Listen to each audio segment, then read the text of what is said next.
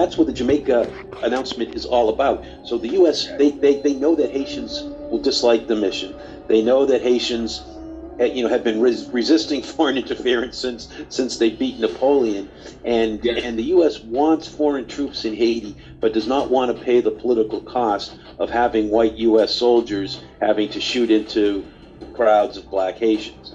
So what they're trying to do is they're trying to outsource it, and they kind of, the U.S. has asked has deputized Canada to go around the Caribbean and to ask people to join the troops. And they started this back in October, and initially it did not work. No one jumped on. I think Ralph Gonzalez of St. Vincent was the most articulate, saying, "Hey, look, we'll be seen as propping up a government that is illegitimate and doing the international community's bidding. We can't do that. We should only send troops if there's a political solution." And everybody else seemed to agree to that, although everybody was quiet about it. I'm not sure what the recent announcement by Jamaica is. Maybe Jamaica thinks that there's no chance that this mission is going to happen, so that at least they can curry favor. But it is clearly, not something that Haitians want, and it's something that that Haitians, to be honest, many Haitians who are feel they have no other option. They're cowering every day under from gang violence. They think, okay, the only possible solution that the international community will let happen is foreign intervention. But every political party not connected with the government, civil society organizations, human rights groups, journalists, every single public statement has been on the intervention in Haiti has been against that intervention.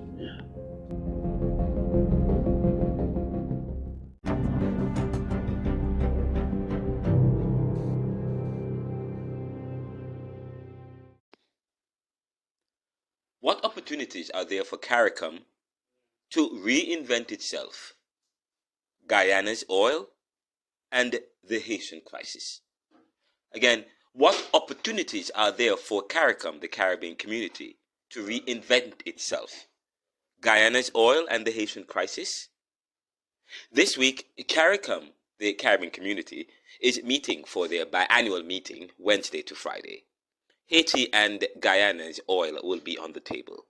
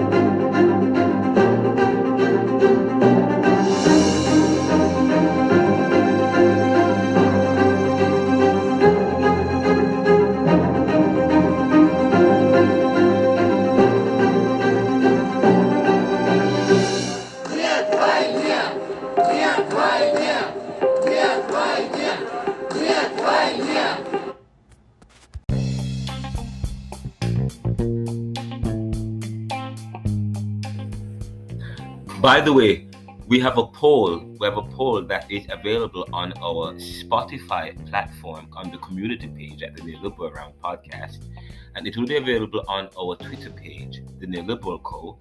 and Ronaldo McKenzie. We will also have one on our Reddit page in the Neoliberal Post, and one will be available in Ronaldo McKenzie LinkedIn page. But this is the poll, or the question: what opportunities are there for CARICOM to reinvent itself?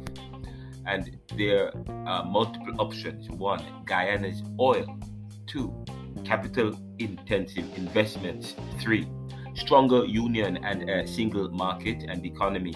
4, strategy. 5, the diaspora. 6, science and technology. 7, more transparency in governance and accountability.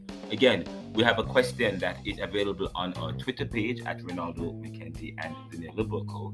Also available in our LinkedIn page at Reverend Ronaldo McKenzie, and on our and also on the community page, Spotify, the Neoliberal Around. The question we have is, what opportunities are there for CARICOM to reinvent itself? A. Guyana's oil. B. Capital-intensive investments. C. Stronger union and the single market economy. ABC. D. Strategy. E. The diaspora. F. Science and technology. And the last one is more transparency in governance and accountability.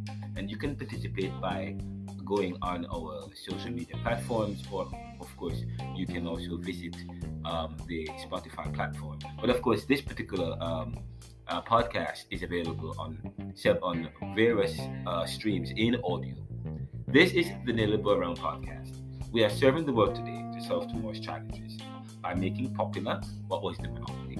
Please support us by going to anchor.fm/theneoliberal/support and visit us at https://theneoliberal.com or ReinaldoCMckenzie.com.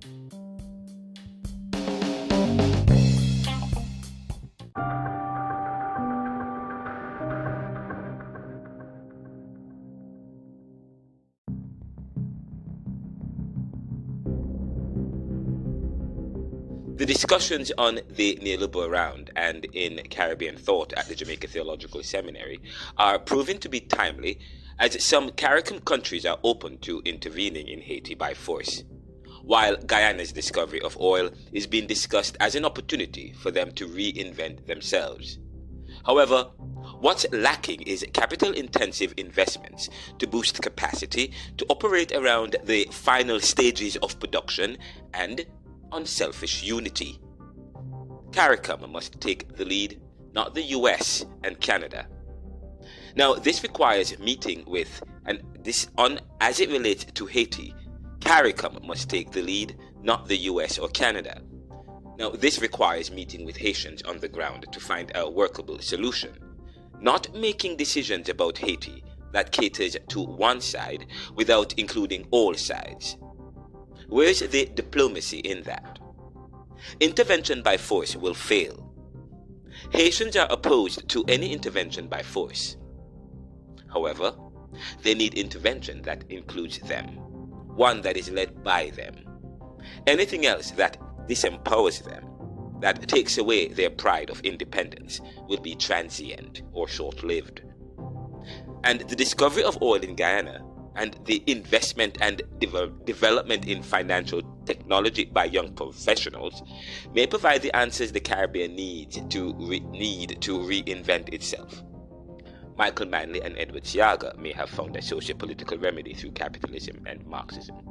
Later, Bob Marley, their contemporaries, promoted a new religious consciousness, saying they look to religious consciousness, not one based in economics, which led to his Rastafari. Then there were sports, arts, culture, Merlin Ottey, Usain Bolt, Jimmy Cliff and the reggae movement, Beanie Man, Louise Bennett Coverley, Rex Nettleford and the Jamaica dance movement. Yet the prosperity still resided around servicing the tourist industry.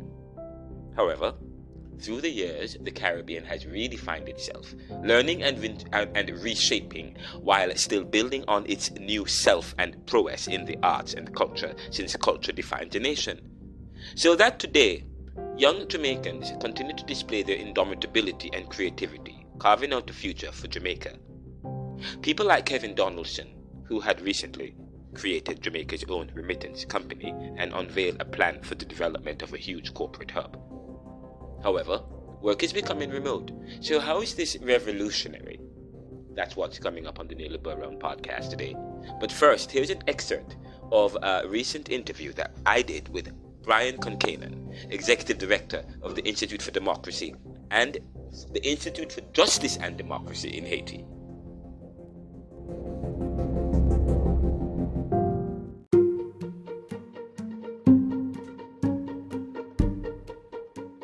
This particular podcast comes on the heel of what we know is CARICOM biannual meeting. This week, the Caribbean community, the Secretariat, is meeting for their biannual meeting, Wednesday to Friday. Haiti will be on the table. Some CARICOM countries are open to intervention by force. Now, for those of us who are not aware, we just recently interviewed the executive director for the Institute for Justice and Democracy in Haiti. That is Mr. Brian Concanen. And the interview was quite revealing because we learned several things. That, of course, since the assassination or the death of the former President Moise of Haiti, there has been quite a lot of tension and infighting. The Prime Minister of Haiti was installed by a coalition government between the US and Canada, I understand, and there has not been a democratically elected Prime Minister or President since the assassination, and the Haitian people are against this president or this Prime Minister. Now, I understand during the interview that Canada or US through Canada is trying to pressure CARICOM to intervene, to send intervention force into Haiti to quell the resistance. And this is also on the request of the installed Prime Minister who is not elected by the people.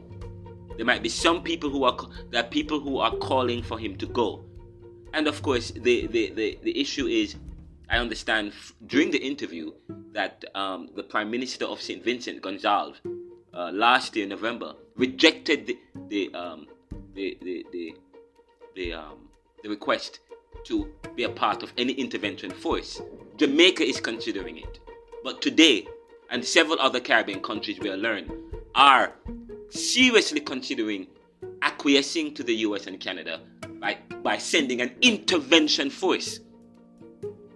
So, the discussions here are quite timely, especially the fact that I teach a class, Caribbean Thought.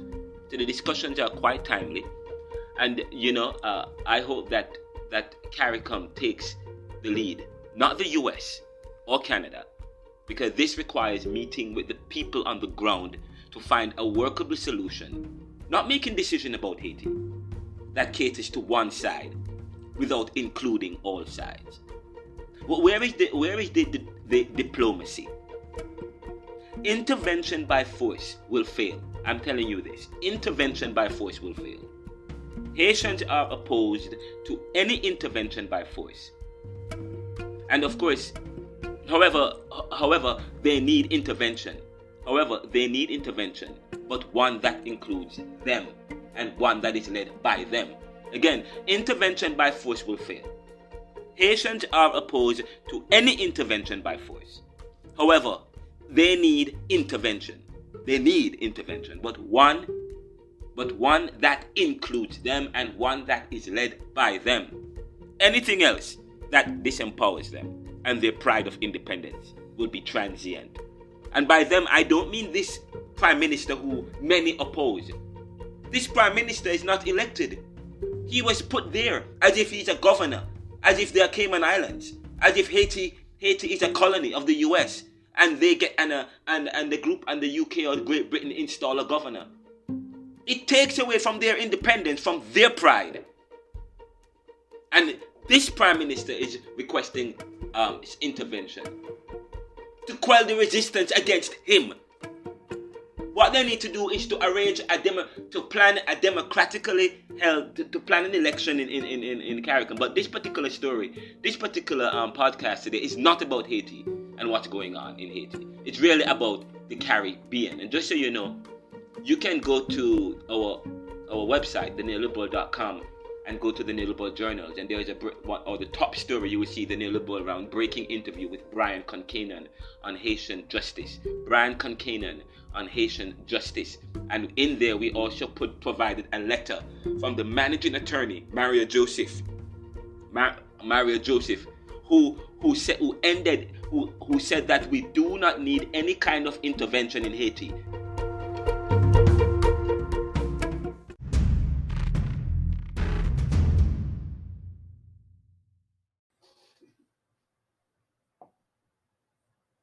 The political cost of having white U.S. soldiers having to shoot into crowds of black Haitians.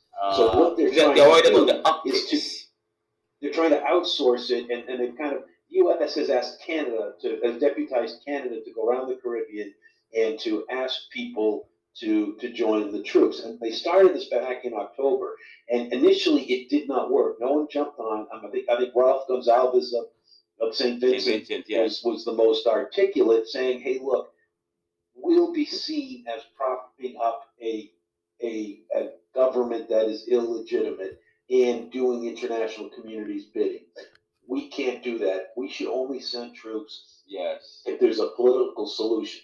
And everybody else seemed to agree to that, although everybody was quiet about it. Yes. I'm not sure what the recent announcement by Jamaica is. Maybe Jamaica thinks that there's no chance that this mission is going to happen, so that at least they can curry favor. But it is clearly, not something that Haitians want, and it's something that that Haitians, all of, I'll be to be honest, many Haitians who are feel they have no other option. They're cowering every day under from gang violence. They think, okay, the only possible solution that the international community will let happen is foreign intervention.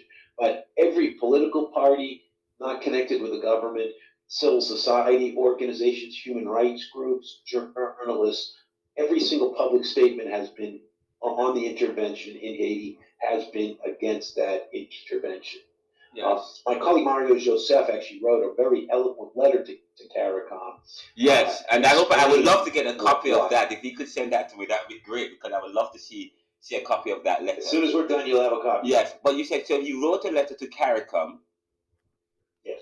Saying back in October when it was suggested, explaining why it was a bad idea, and starting with, as you mentioned, back to 1804. This was the beginning of CARICOM liberation. Right. Yes. And he felt that by supporting an intervention that is being developed by former slave-owning countries to come into Haiti to prop up an unpopular government is a betrayal of Haiti's revolution and all that it means for the Afro-descendant world.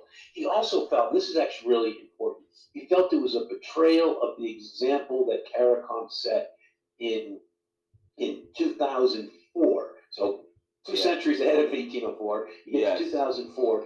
The U.S. kidnapped Haiti's elected president, Jean-Bertrand Aristide, and sent him in exile. First to the Central African Republic, which was very dangerous for him, and then Jamaica hosted President Aristide for a few weeks. The U.S. was putting so much pressure that they could only do that temporarily, and then President Aristide eventually got safety in South Africa. But along that, CARICOM really stood up for democracy, because CARICOM has, within its charter, has democracy provisions. It says, this is CARICOM is an organization of democracies. If there is an interruption in the democratic order, that has consequences for membership. And CARICOM never recognized the de facto government that took over. By contrast, the Organization of American States, of which CARICOM is half the membership, first of all, that is true, has identical democracy provisions, and they refuse to even have a debate about implementing them. And again, it's because the OAS is dominated by the United States. CARICOM, obviously, the U.S. can apply a lot of pressure on small countries in CARICOM with tourism bans and travel bans and things like that. Yes. Despite threats of that, CARICOM stood up and they said, we're under pressure, but we care about democracy, and they resisted it. Okay. And that's one of the things that Mario Joseph said. Hey, look, CARICOM showed the world what principled reaction to a democratic threat meant, and by sending troops now, it would betray that example. That was the interview I had with Brian Concanen last week, Friday or Thursday, concerning the Haitian crisis and this question as to whether or not CARICOM should acquiesce to the US and Canada to send an intervention force, while people on the ground are opposing it. The Haitians are opposing it. That's what's coming up on the Neoliberal Round podcast. Of course, CARICOM meets for their biannual meeting this week, Wednesday to Friday. And of course, there is also this. They have found oil. Some time ago, they found oil. sometime they found oil off the shores of Guyana, and Mr. Dane McGibbon, in his article, which was letter of the day in the Jamaica Gleaner on the 26th of February of January, said that exploited the idea of this oil and the opportunity that this provide for the Caribbean. So the question is, what opportunities are there for CARICOM to reinvent itself, given this Haitian crisis, one, and of course, and the decision that they have to make, and secondly, this Guyana's oil. That's what, and Guyana's oil, and what opportunities there are. The episode promises to be quite powerful. We are going to provide some more commentary and update on the Haitian crisis, and of course, we are going to delve into the opportunity that the Caribbean had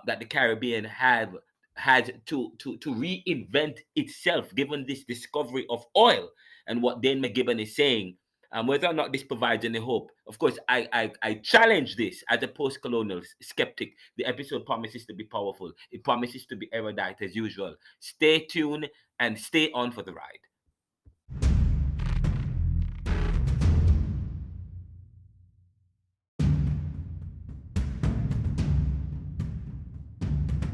And what he's saying is that the Haitian people today are looking to CARICOM as they meet to extend the example the community set in 2004, not betray it.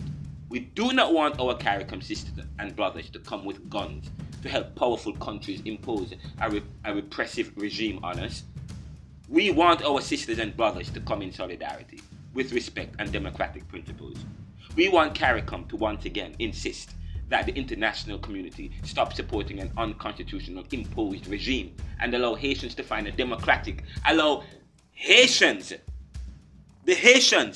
Haitians to find a democratic, sustainable solution to our political crisis. The Haitians want to do it. Sit down with the Haitians, not with someone who is imposed, a governor that is installed upon them. That's part of the problem.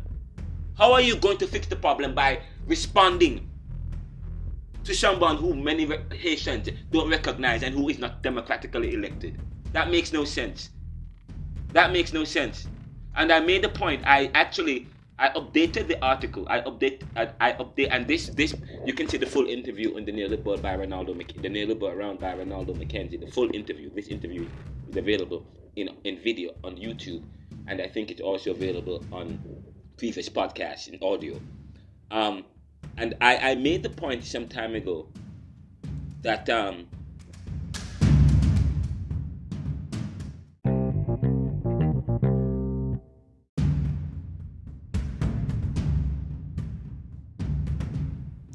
where I'm trying to find it. If I could actually, it seems as if I did not add that. But this is a very important point that I should have included, and I did not include it because I taught in the class recently about there's a C.L.R. James, who is from Trinidad, who was interested in the 1930s, 40s, who wrote the book Jacobins that look at the Haitian Revolution and how Haiti was able to saint, how they were able to chant, how they were able to beat France and Napoleon. But that's quite laughable. Because I wrote some time ago that we celebrate Haiti as the first former colonized black country to successfully lead a revolution, beating Napoleon and France. But France turned around and charged them, the Haitians, $24 billion in 1800s, which was like today would be $1 trillion. $24 billion to recognize their freedom, which Haiti gullibly paid. That has held them down. That has held the Haitians down. They gullibly paid it. But yet still we hail them. We hailed Haiti as one of the first former colonized countries. And in the book, the Jacobins, they talk about how was he able to he did not outsmart them, it seems. He did not outsmart them. Because they turned around and it's still, they were held down by debt. They didn't pay the debt until 2004. And later we learned Later, we learned in the broadcast that I carried with the interview that President Aristide was trying to, in 2004, when things seemed to be going in the right direction for Haiti, but many Haitians didn't understand, and I didn't understand that either. They were trying to negotiate a deal. They were trying to put together a claim against France to recoup the $24 billion that was stolen. But it would have set a dangerous precedent in the world if President Aristide was successful in this legal claim in suing France for this $24 billion, which they had to pay them to recognize their freedom after they got their freedom to as an independent nation. They turned around and paid $24 billion. He put together a suit, Aristide, the former prime minister, in 2003, 2004. But then later he was abducted by the US based on the interview I had. You guys can go watch the interview, the complete interview. That's on YouTube. It's breaking. Abducted this guy. But then we thought it was an extradition, but it wasn't an extradition. He was abducted, and then later he had to drop and dismiss this case, because it would have set a precedent. Because all other former colonial masters would now have to give back money to these former colonies. It would have set a dangerous precedent. But this is quite interesting. This is quite powerful. But that's not what the news is about today.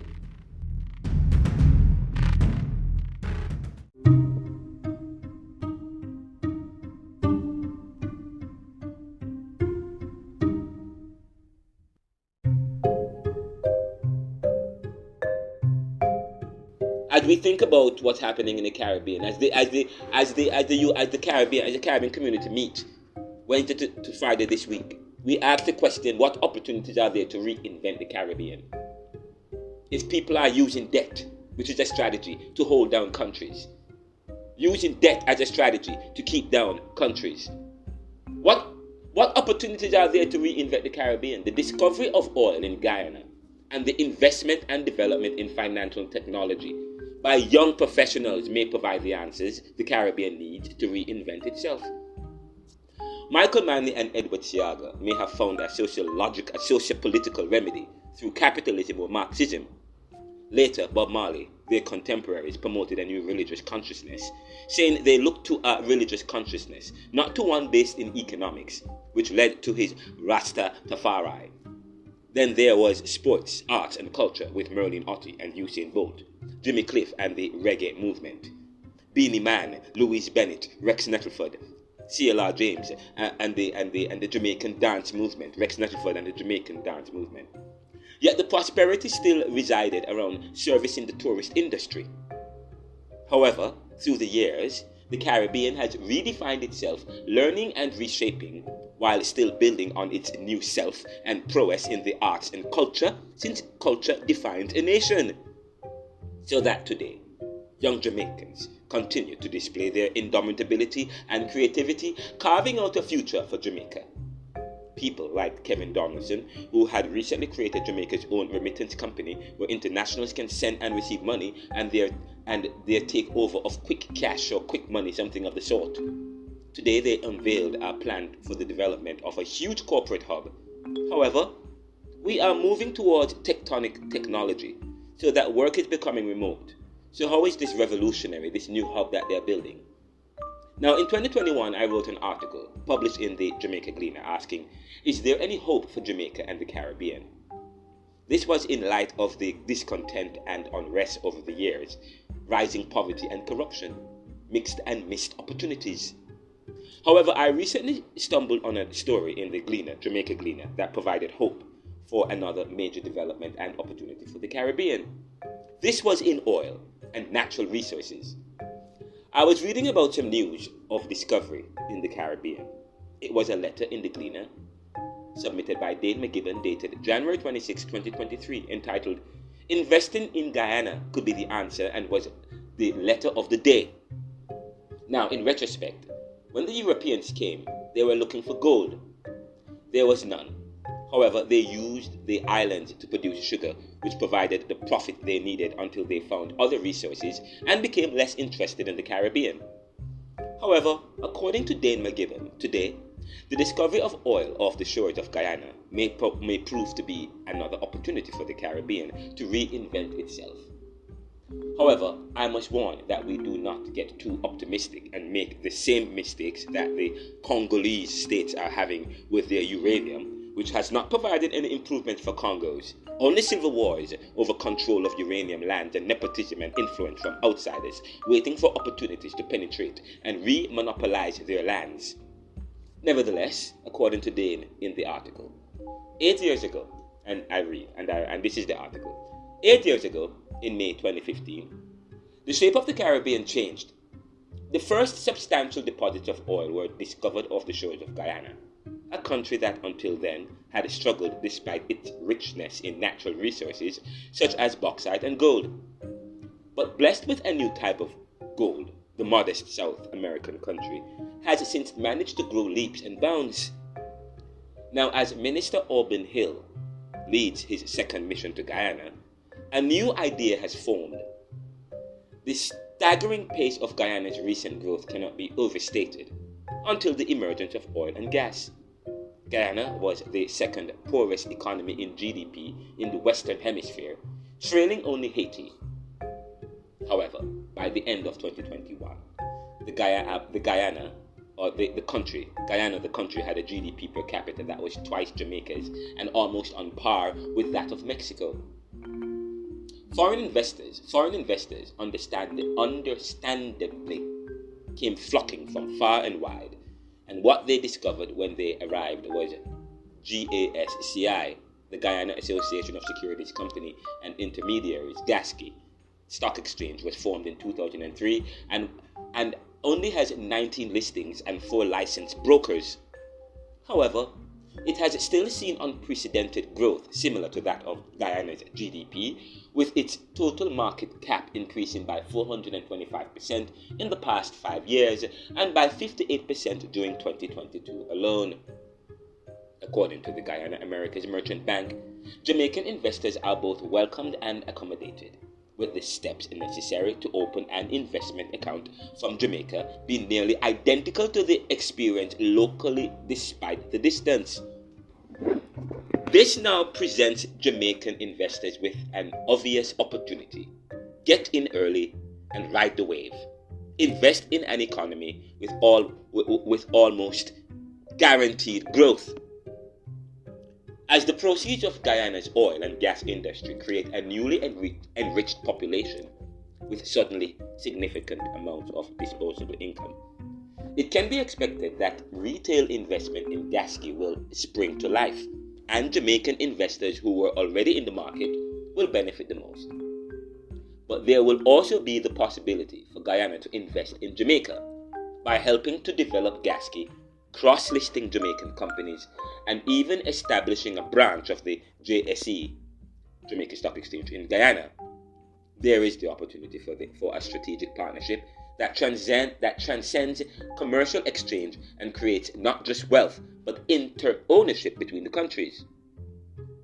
But what does this have to do with CARICOM?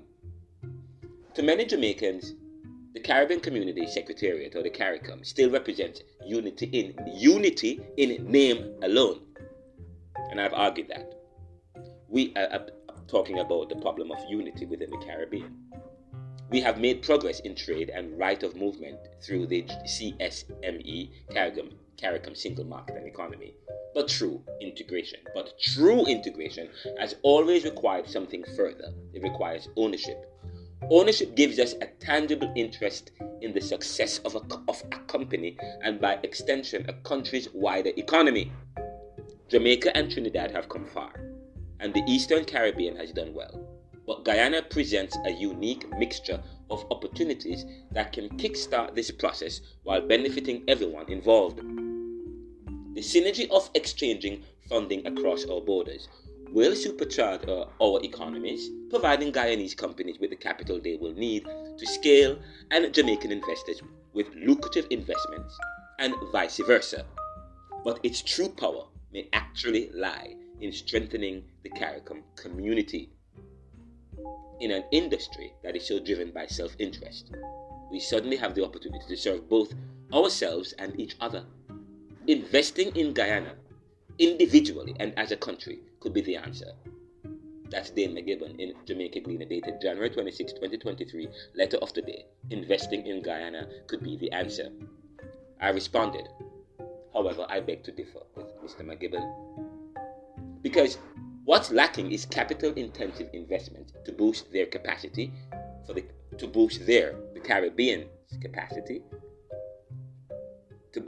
Caribbean's capacity to operate around the final stages of production. Again, it's not just about ownership. What's lacking is capital-intensive investment to boost Caribbean capacity to operate around the final stages of production. Jamaica has bauxite, but it has not led to any meaningful development and prosperity. Guyana has gold, and they also have bauxite. Same thing. We do not have the capacity, the Caribbean, to use raw material and turn into aluminium. We give that part of the process to post-industrial countries and buy it for an arm and a leg, securing loans. Uranium has not helped the Congos. They're having civil wars over their uranium, while post-industrial countries wait on the sidelines. The Caribbean has always had oil, Trinidad, and there were partnerships in Venezuela, yet that has not materialized into anything fruitful for the Caribbean. So Dane's argument is a hopeful one. The Caribbean has not been devoid of investment and opportunities, but we have squandered them. One person asked, "Where's the money?" In a Netflix film, Life and Death. Where's the money? Corruption has long been a sore issue in Jamaica. And in a movie, The Cost of Corruption, written by a film narrated by Dr. Trevor Monroe, who was the executive director and part founder of the National Integrity Agency in Jamaica. And there was a film, Cost of Corruption, on YouTube that talks about corruption, which has long been a sore issue, not just in Jamaica, but in a lot of the global South countries or post-colonial countries. Politicians have misused the money or mismanaged it, and some have used it for personal gains. Jamaica has been on the UK radar for quite some time, and the Jamaica Gleaner and I published an article indicating, and the name of the article was Crooked Politicians on UK Radar. And you can see this article that I'm reading from in the Neoliberal Journal at theneoliberal.com, entitled "What will reinvent the Caribbean? Is it Guyana's oil?" Now, further, in 1952, when the first deposits of bauxite were discovered in Jamaica, it marked a new era in Jamaica and the Caribbean. Now, fast forward 73 years later, what has been the result of this natural resource? There is no doubt that Jamaica, like many Caribbean islands, has resources and has been given billions of dollars in investment over the last 70 years. But we have not profited from these. Today, the Caribbean is selling off its beaches and slowly losing the very thing that it has, its tropical beauty. Mainly enjoyed by tourists, and the profits, most of it sent back overseas as royalties, while whatever is left is wasted on government aesthetics and the technocrats' comforts of position. The selfishness that has defined the Caribbean, that had led to the demise of the West Indies Federation in 1958, and several attempts to strengthen the Treaty of Chaguaramas into a stronger union, is the same selfishness that persists, that has dogged our development. To each his own. In this drive to realize the nation, the unity and community gets lost in nationalists' personal interests of self-government. The issue was either to share power or keep power for self. So if Guyana's oil provides any hope for the Caribbean, it must be a hope that must lead to something better and requires learning from the past and moving away from the selfish and competitive drives that had truly affected the power of what Caribbean unity could bring and mean for the Caribbean. Now, for those of us who don't know about the Caribbean community, or CARICOM, the CARICOM is a grouping of 20 countries, 15 member states, and 5 associate members. It is home to approximately 16 million citizens, 60% of whom are under the age of 30, and from the main ethnic groups of indigenous peoples: Africans, Indians, Europeans, Chinese, Portuguese, and Javanese. The community is multilingual, with English as the major language, complemented by French and Dutch and variations of these, as well as African and Asian expressions. Treaty of Chaguaramas, for those of us who don't know, was established by the treaty that establishes the Caribbean Community and Common Market, popularly known as CARICOM. It was signed on the 4th of July 1973 in Chaguaramas, Trinidad and Tobago. It was signed by Barbados, Guyana, Jamaica, and Trinidad and Tobago. It came into effect on the 1st of August 1973. The treaty established the regional institution while replacing the Caribbean Free Trade Association, which ceased to exist on the 1st of May 1974. The revised treaty, signed in 2001, created the Caribbean single market and economy.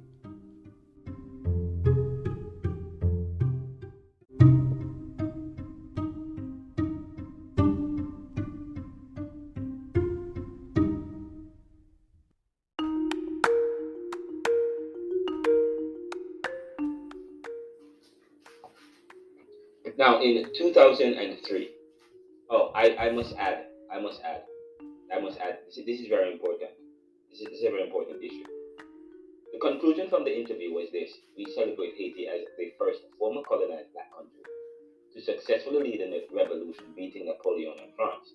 But France turned around and charged them $24 billion to recognize their freedom, which Haiti gullibly paid.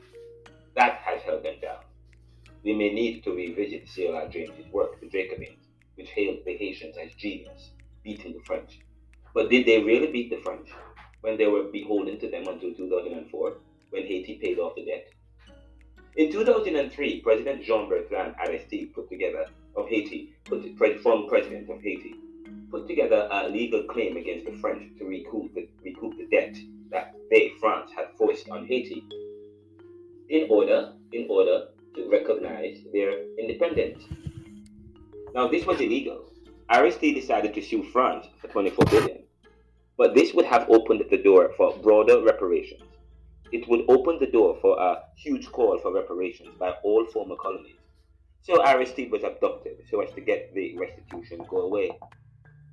We had once thought it was an extradition, but Brian challenges this, saying it was a kidnapping, and invoked 2 Jamaican officials who were present at the time. This is all on the interview. It was quite powerful, and this is an opportunity for CARICOM too, and that is why it's important for CARICOM to also study, to learn from history, and to revisit people like Edward Siaga, who talked about strategy, and the people in their local knows what's best for them, and the strategy that works for them.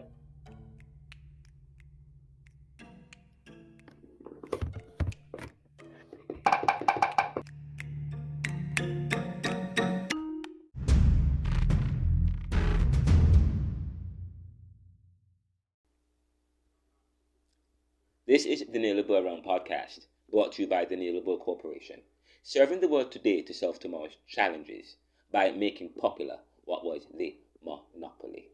And of course, I'm Ronaldo McKenzie, your host and author of Neoliberalism, Globalization, Income Inequality, Poverty and Resistance. The conversations and discussions here is also part of a new book I will be releasing shortly, entitled Neoliberal Globalization Reconsidered, with contributions from Professor Emeritus Dr. Martin Oppenheimer.